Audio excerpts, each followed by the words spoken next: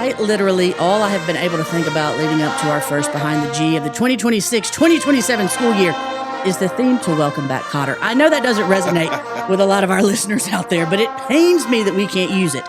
Here we are anyway, though. KDB and Adam Lindsay ready to pull the curtain back on another year in the life of Red Elephant Athletics. For those who've forgotten, or for those tuning in for the first time, hey, how are you? We've missed you, and we hope you've missed us. This podcast, for Red Elephants by Red Elephants, centers on giving you all, our listeners, an inside look into our athletic department here at good old Gainesville High School.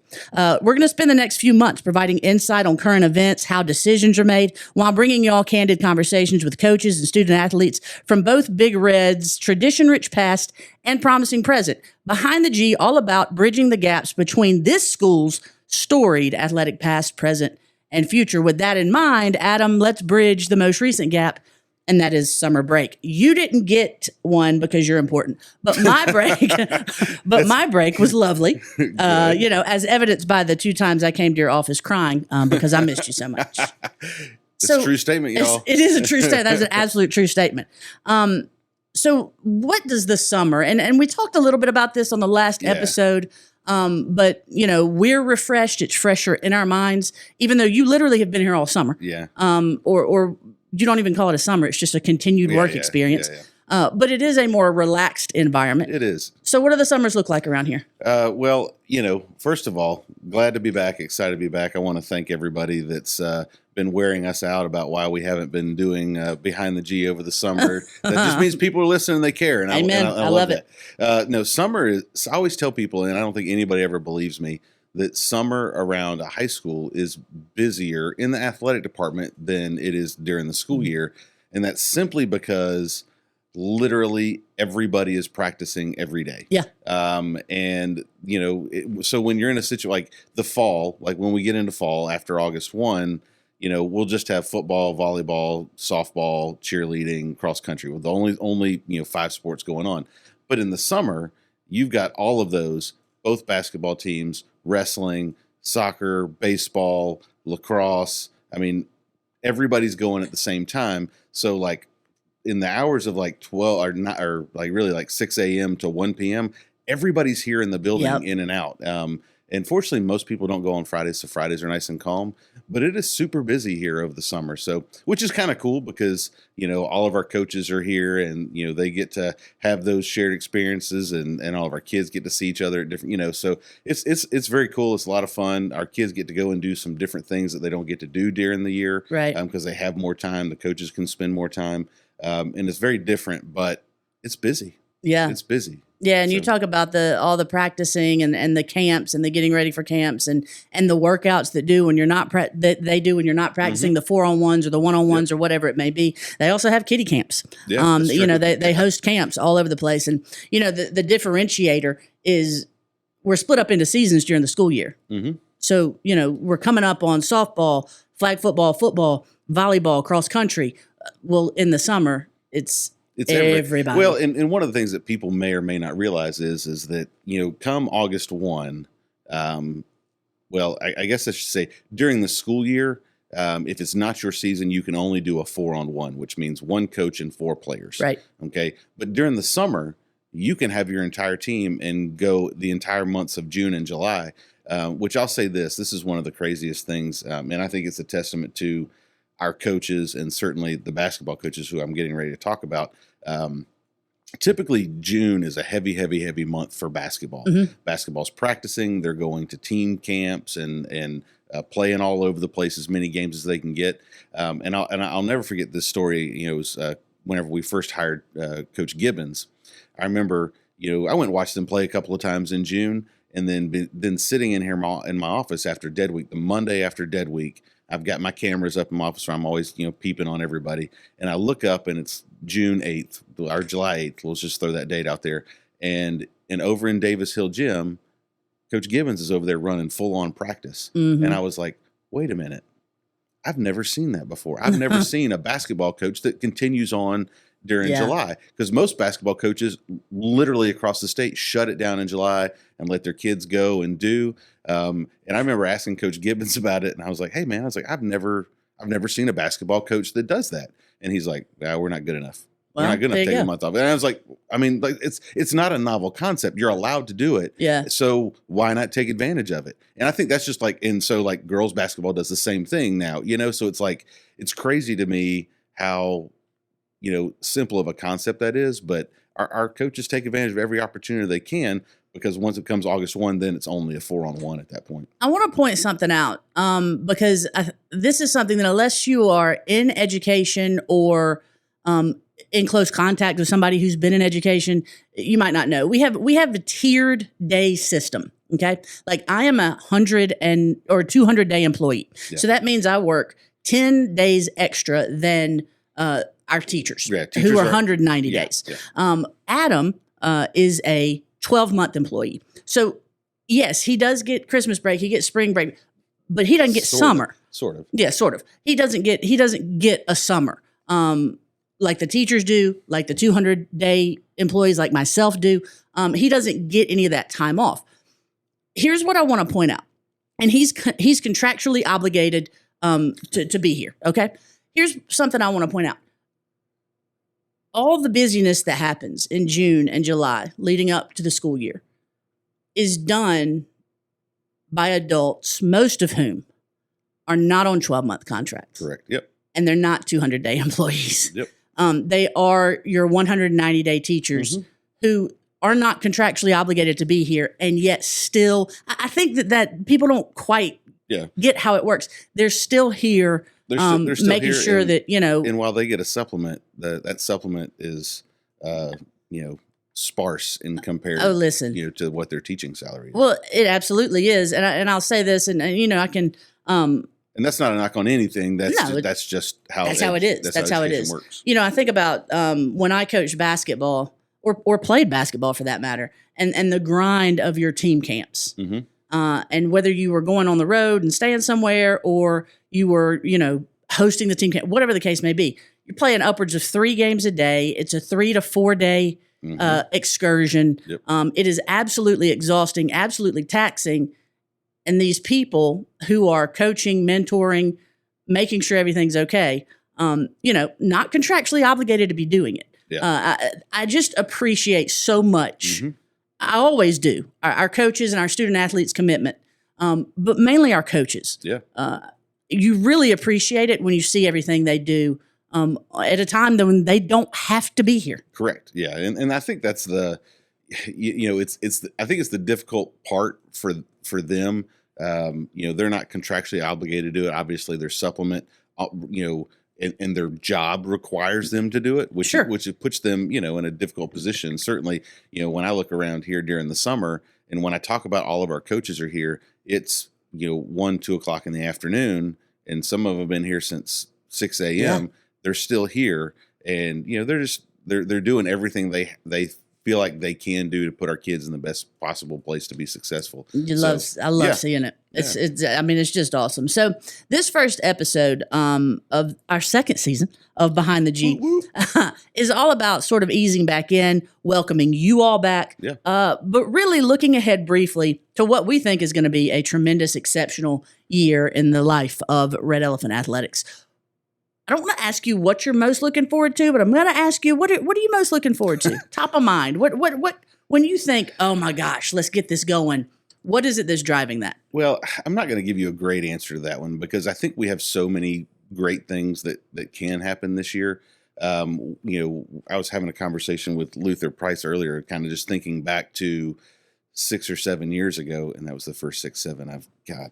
America. 6, 7. Where's Finley O'Callaghan when we need her? Yeah. You know, back to what this place looked like, not just from a facility standpoint, but from an athletic department standpoint, and you know, just how vastly different things have changed. You know, on so many different levels. You know, to where it's normal for us now, which is it's a blessing and a curse. You know, you certainly don't want to ever treat anything like you're entitled to it, or you know, that's the way, you know, that's normal.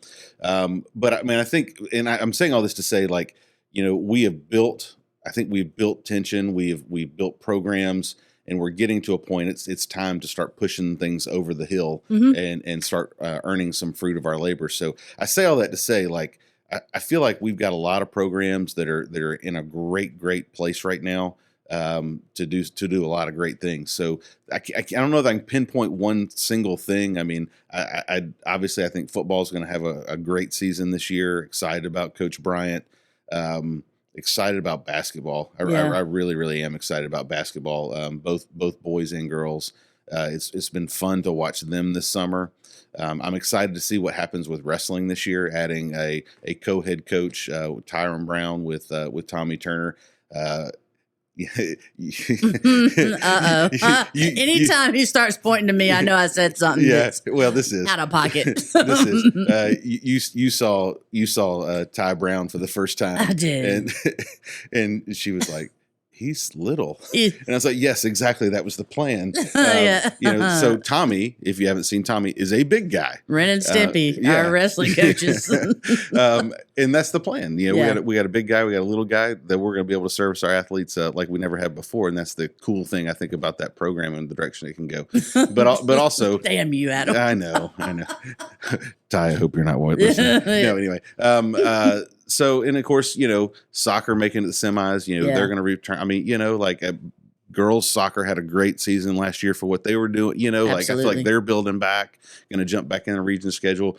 Baseball coming off of a region. I mean, I just feel like there's a lot of great things going on. I'm really excited about Ty Barrett, our new boys golf coach. He has absolutely hit the ground running, bringing some excitement back to that. One of the most storied programs at Gainesville. So I just think there's a ton to really, really be excited about. I hope we don't have all the bumps in the road that we had last year. Yeah, no doubt. I'll take all the excitement without all the other stuff. But it's just hard to put your finger on one thing because I think there's so much. Yeah. And I think as I've said, it's time to push the rock over the hill. I'm tired of pushing it up the hill. Pushing it up the hill and then having it roll back on you a little bit and then pushing it some more. We're going to take a quick break. When we come back, we've got some pretty cool matchups coming up during the football season. And they're coming up here in about a month. So we're going to get into some of that. Talk a little softball, and talk more about those basketball coaches and what's coming up on the hard court. So Behind the G, taking a quick break. We'll be right back. Stick with us, folks.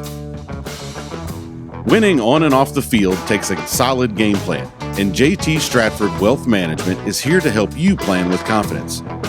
Proudly serving Gainesville for 30 years, JT Stratford combines customized financial and tax planning with 3 decades of commitment to our community to help individuals and families pursue their goals with confidence. Build your financial playbook with a team that's invested in your future and in the community we proudly call home. Visit jtstratford.com to learn more. Located at 311 Green Street in downtown Gainesville, JT Stratford is a proud sponsor of the Red Elephants and Behind the G. We appreciate JT Stratford coming on board. Listen, I love that they reached out and said, we want to do an Athlete of the Month for y'all. Yeah. That's going to be a fun thing to do this year. That's something we're going to feature on Behind the G throughout the year. We'll have an Athlete of the Month.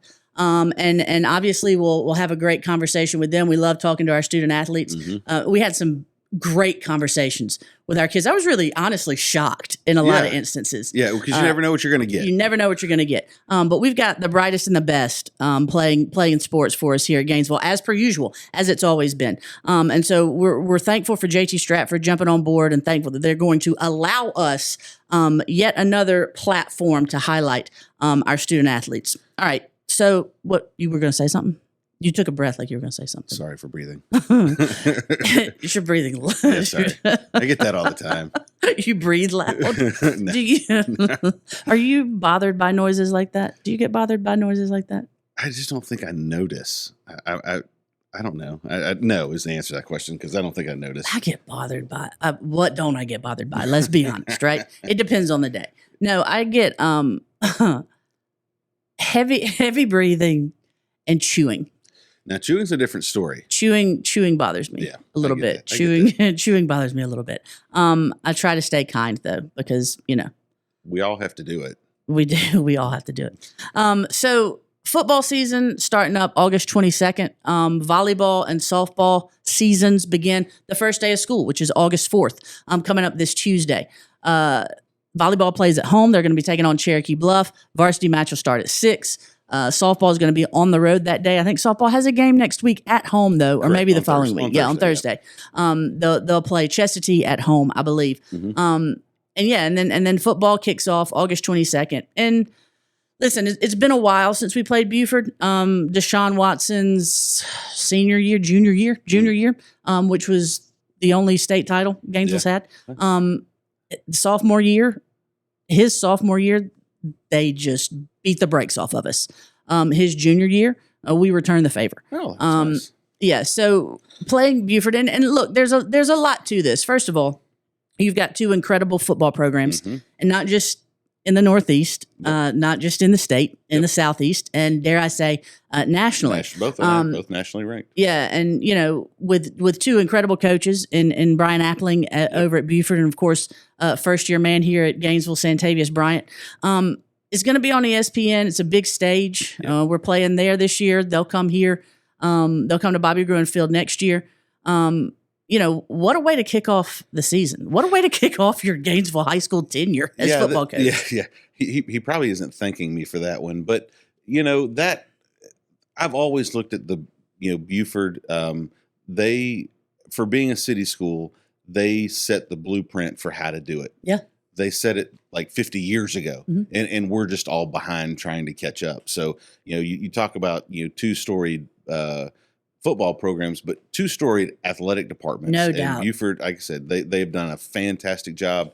And, the goal, for me at least, was always to be able to get our programs and our football program to a place to where we can compete with them. So, they're 20 miles down the road. At some point, we have to play each other. And, we have to, if we want to be the best, we got to beat the best. They are a great barometer for us. They're not in our classification, so it's a great opportunity for us to test ourselves, find all of our weaknesses, find where we need to fix ourselves, and then be able to move on to the rest of our season. I think it's going to be a great game for both communities. So this has been a long one in the planning. It's been in the mind, but we had to get, us playing them 6 years ago. I don't even think they probably would have said yes, but it wouldn't have done us any good. Correct. We're in a place now where it will do us a lot of good to go play them. And I'm looking forward to that game. Hadn't been to their new stadium yet. Obviously, they've got great facilities. I think the only thing that they, have on us is maybe their football stadium. I think ours is number 2 to them, in my opinion, in the state. Everything else I think is better on our end from a facility standpoint, but haven't had a chance to go be there and see how they do it. I love getting the opportunity to talk to Tony Wolf, the AD over there. Gainesville alum, baby. Yep. Great relationship with him. I've always enjoyed being able to have that relationship, pick his brain, keep hoping one day maybe he'll want to come back and be a red elephant again. Yeah. But that game's going to be huge. Buford's always a great program. They understand winning the game in the trenches. Which we know that's what we've got to do too. And I think and I'll mention too. We've got the scrimmage against Harrison on the 14th. Yep. The week before.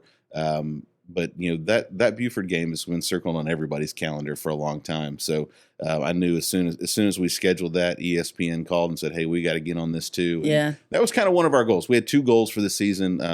Whenever we originally set out to schedule it, number 1 was play an ESPN game, and number 2 was play a nationally ranked out-of-state team. So, and that's game 2. Yeah, so, East St. Louis. Yep. Yeah. So certainly excited about the Buford game and what we can learn from that game. Obviously we want to go out there and win and do everything we can, but most of all, we've got to use our non-region schedule to learn everything about us that we can to get us in the place to make that playoff run. I got to say 2 things. One, always had the utmost respect for the coaches at Buford and the way that they run their programs, whether it was Dexter Wood, Gene Durden, Tony Wolf, obviously, with Tony Wolf being a Gainesville guy. He did a tremendous job with their softball and baseball programs, and now serving as the AD. So I always just had a lot of respect for what Buford brings to the table. I do want to combat you on one thing, though, and that's the stadium issue. Here's why their stadium can't hold a candle to ours. Okay. And this is not talking junk. Please, Buford, do not think this is talking junk. It is newly built by the city. Ours has been around since the dawn of day. Yeah, I get that. And that's really the only thing we got on. No, I mean, like, I get. And again, I love City Park. If we were going to the old Tom Ryden, let's go. Let's roll. Okay. No, I mean, we're way better than Tom Ryden. I wouldn't even hold a candle. I'm just saying. But you can't argue. They spent $67 million on that place. Yeah, no doubt. It's beautiful. Yeah. They've got everything that you could. I mean, coaches walk in our building and they say, "I can't recruit y'all. Y'all have got better facilities than we do," and we hear that from a lot of D2, low D1 schools. I was about to say he means college coaches. Yeah, college coaches, and like they're 100% talking the truth. Yeah. Like their football stadium is way nicer than a lot of Division I no doubt schools. So it's certainly not trying to throw any shade on us. Historic wise, I think we got it in the bag. No doubt. And we have an incredibly beautiful facility. So. Yeah. I do wish they'd played state basketball championships at Buford's Arena. I would do it in a heartbeat. I mean, let's go. Do it in a heartbeat. It is a vast, intimate setting. It's got everything you need. Yep. It's beautiful. It would be perfect. Just throwing that out there for anyone who makes those decisions that possibly might be listening. Well, and again, I can't give enough credit to the Buford City Schools and Buford City, their relationship and what they've allowed the city and the school system to do to set that school system up for success. Again, they wrote the roadmap for it 50 years ago. Absolutely. And so, everybody else is trying to catch up to it. And I make no bones about it. That's how you do it. I mean, they show that every day. I do have a quick story. You mentioned Dexter Wood, who I love. He's an incredible guy. I interviewed with him 20 some odd years ago for a football job. And I want to thank him for not hiring me. That's what I'm talking about. Solely because I wouldn't be here. If onward and upward, baby. Yeah. Onward and upward. No, but enjoyed. I actually interviewed with him, met with Jess Simpson, was interviewing for a math position. It just didn't work out, whatever. But, how crazy, full circle things come at times. Yeah, no doubt. Jess Simpson, I loved him. He's the most understated, the most understated, intense football coach I've ever met in my life. Mm-hmm. If you were just to meet him and talk to him, you would think he was something because he's a big dude. Yes, he is. But he just is just the nicest. He is. And we still see him. He comes around every once in a while, recruiting. I think, He was at Miami. Yeah. Is I he can't still? remember if he's at Miami or Duke. I can't remember. Yeah. He's, doing the college thing. Happy for him. Yeah. Won his state titles and said, I'm going to go do the college thing. That's what incredible coaches do. Speaking of the college ranks, a very cool thing happened at SEC Media Days. For those of you who pay attention to our social media or who follow SEC Media Days and maybe saw it yourself. You talking about John Summerall? Yeah, that's exactly what I'm talking about. You hit the nail right on the head. I liked him before he left Tulane. But anyway, and if you're not following us on social media, at Go Red Elephants across all platforms, that's TikTok, Facebook, Instagram, and Twitter. Give us a follow. But Jeremiah T. Lander was representing the University of Tennessee. He will be a senior linebacker this year. Of course, he was played for us for his senior year. He played Gainesville youth football, went to quote unquote greener pastures, and then came back to us for his senior year. Obviously, we played for a state title in that year. I don't know that I've seen a more dynamic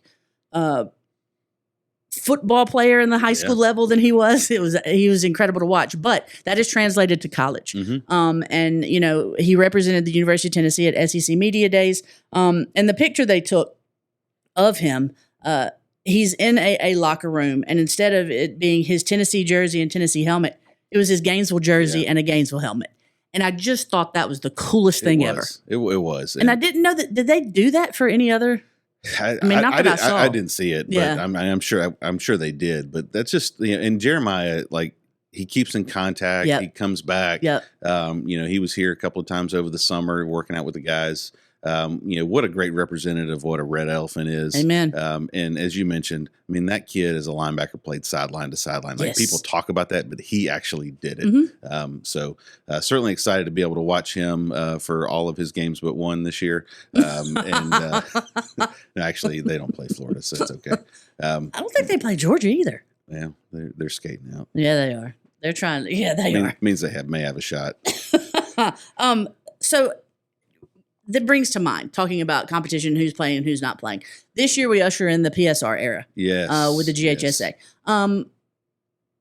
Give me your thoughts. How do you think that affects us positively, negatively? Have we done a good job? Have we done a good job scheduling across the board? Well, I don't know that we have much of a choice when it boils down to it. I think we have to play, for the most part, we have to play the toughest competition that we can find or that will play us. Because a lot of times, and people don't understand this, a lot of people just won't play us. Correct. So we're forced in situations where we have to play other schools that other schools won't play. So, point being is I don't necessarily worry about on how our PSR is going to work out in the end for the vast majority of our sports, because we just play, we schedule tough competition. We've always done it. That's nothing different for this year. But I do think it's going to be interesting to watch how it goes when it actually means something for us this year.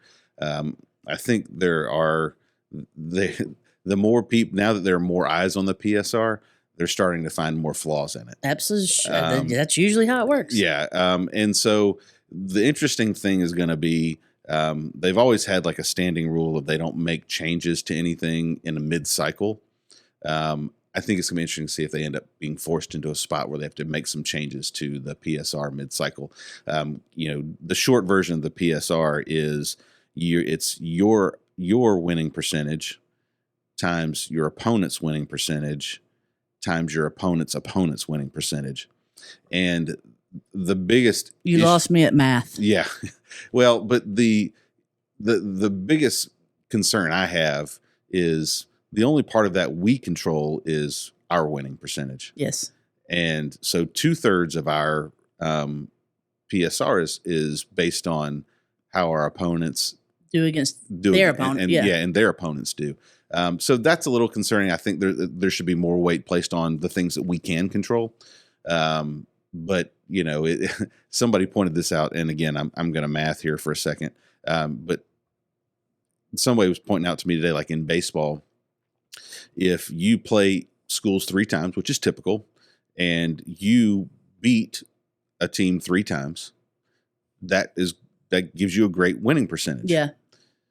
But those 3 wins are losses on your opponent's winning percentage. So it's counting against you on your opponent's winning percentage because you beat them 3 times. Yeah. Does that make sense? I mean, it is really early in the morning, but I'm trying. You've got 3-0 times 0-3. Yeah. So like those are things that they're going to have to figure out, because that doesn't, it doesn't add up in the end, because that's basically a wash at that point. Do you think the result will be, when all is said and done, for those who it concerns, we will get the 32 best teams competing in the state playoffs in every classification? I think it'll be a whole lot better than it was. Yeah. I mean, can you argue that number 33 is better than number 32? Always. We're going to deal with that and everything. I mean, I would argue that chances are top 28 to 30, absolutely. Mm-hmm. Numbers, 31 through 32, who knows? Right. But honestly, I think if you're number 30, 31, 32, you're lucky to get in. If you're number 33, 34, 35, you should have done better. Yeah. I mean, I always think that. Yeah. Yeah. At the end of the day, and again, we'll spend more time looking at it when we get there, but numbers 33, 34, and 35, what was your record? Yeah. Why are we putting in teams that are 500? Because that's really what it's going to be. Yeah. Because if you've got the way it maths out, if you've got 64 teams in a classification, half of those teams are making it. Yeah. So you're gonna have a 5-5 record or a 6-4 record, and at that point, lack of a better way to put it, maybe you shouldn't be in the playoffs anyway. I'm the person. When college football season is playing out and a team gets to 6-6 and they're celebrating being bowl eligible and getting in a bowl, I'm like, what are you celebrating? Yeah. Being mediocre? Yeah.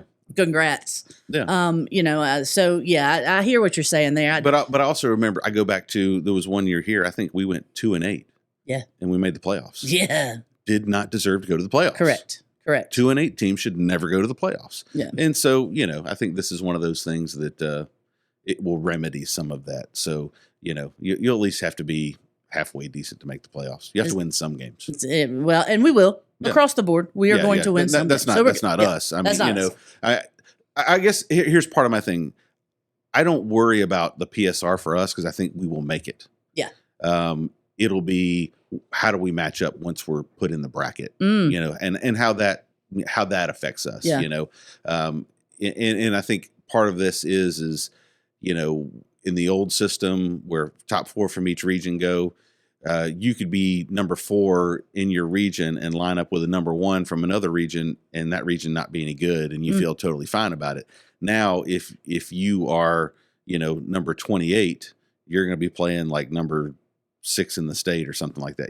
So I mean, it's going to be vastly different on the playoff side of things. I don't worry about it for us making it to the playoffs. And again, I'm not worried about how we get placed. It's just going to be different. But I think that's right. Yeah. I mean, if you're number 32, you should be playing number 1. You shouldn't get an easy game in the first round because you crossed over with a weak region. So I want to wrap up with 3 things. 2 are like, so we're going to save them for the end. But the thing that's not like the others is, I want to say this to you as we start off this season, and we start off these shows, this second year of Behind the G. Last year was a lot. Yeah. For myriad of reasons, it was a lot. Very nice way of putting it.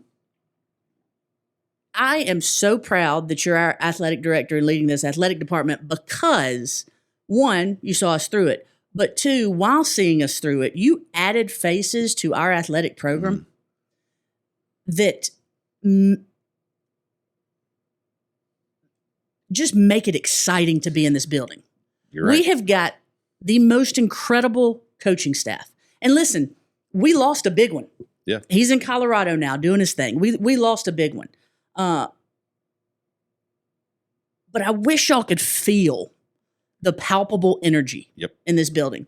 And it's coming from everywhere. Mm-hmm. It's coming from everywhere, every sport. What a tremendous job you did, hiring the new leaders of our Red Elephants. It's what's really got me excited and kind of rejuvenated and ready for this year, is the energy that our coaches have. And it's not just our head coaches, but our assistant coaches. Mm-hmm. Everybody feeds off each other here. And I think that's one of the conversations that you and I have had multiple times is here. I think different from a lot of places, none of our programs live in a vacuum. Right. We are all in this together. We are all pushing the rock in the same direction. And I think that's what allows our coaches to work together so strongly. And they feed off each other, Mm-hmm. And it's like having a Jan Azar in the building. Like there's not a coach in our building that can't learn something from her. Yep. Having Santavius here, he's done it in a different place. But he's also brings that youthful spirit. There's not something that every coach can't learn from him.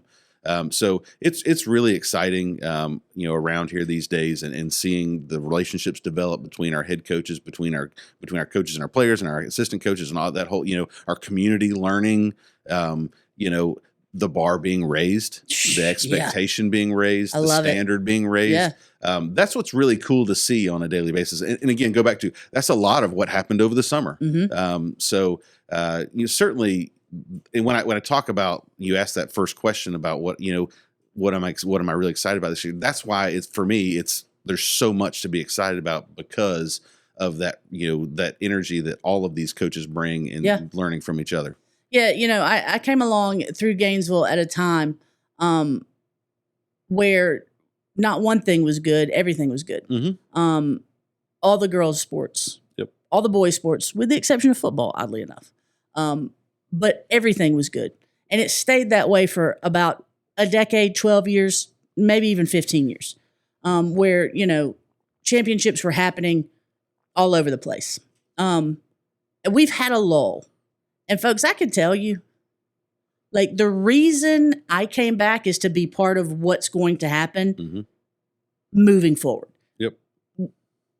It's back to being that. And I'm not sitting here saying we're about to reel off 3 girls basketball state championships in 4 years. Nothing. I'm not. Yeah, but that could happen. It could happen. But the electricity, the confidence, the want to, all those things that were very, very present in sort of Gainesville's athletic prime are back. Yep. And now it's just about making sure that it shows itself in the field of play, right? It's time to finish. It's time to finish. It's time to finish. Speaking of, we're going to finish up this episode now. We're going to have lengthier ones down the road. Folks, we've got a lot to look forward to this year. You know, we're going to bring you conversations with our coaches, with our student athletes, with our alumni, and tell our story, the story of Gainesville Red Elephant Athletics. I want to mention two things as we wrap up. Number one, if you are not a member of the Gainesville Athletic Club, what are you doing with your life?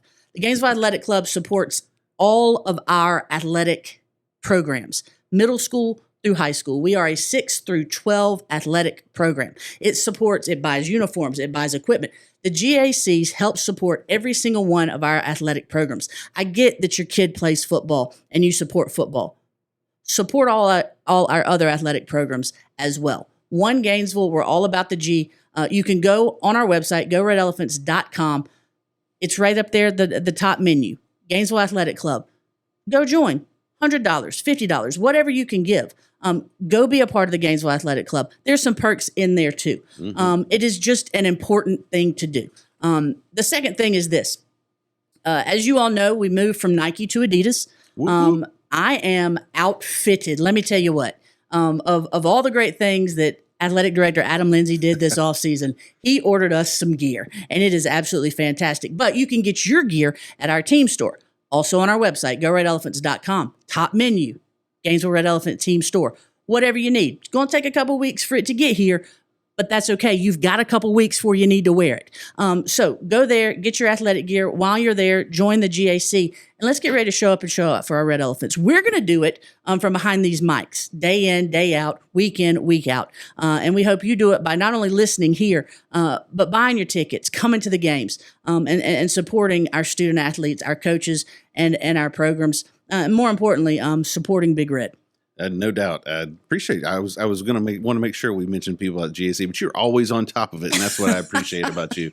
A lot of exciting things going on, and we want this to be the most special year we've ever had. We want that for our kids. We want that for our coaches, and you are the main part of that. So join the athletic club, show up and show out. Yep. We want all of our event venues packed this year, and certainly when we start volleyball and softball at home next week. So we'll see you there. Absolutely will. Behind the G. Listen, we're coming to you on Friday mornings this year.